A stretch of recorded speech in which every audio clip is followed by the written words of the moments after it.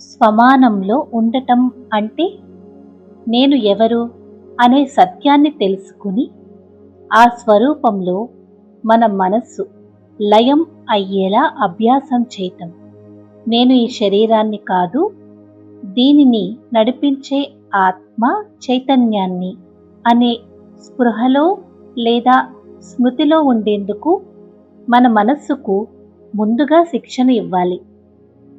ఈ అభ్యాసం చేస్తూ వెళ్తే ఆ ఆత్మ చైతన్యం ఎంతటి శక్తివంతమైనదో, ఎన్ని గుణాలను సహజంగానే తనలో ఇముడ్చుకుని ఉందో మనం అనుభవపూర్వకంగా తెలుసుకుంటాము.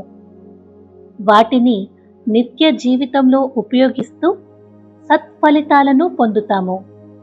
రోజు నిద్రించే ముందు, నిద్ర లేస్తూనే కొన్ని నిమిషాలు పరిపూర్ణ విశ్వాసంతో ఈ స్వమానాల అభ్యాసం చేయగలిగితే మీ జీవితంలో మార్పును మీరే గమనిస్తారు.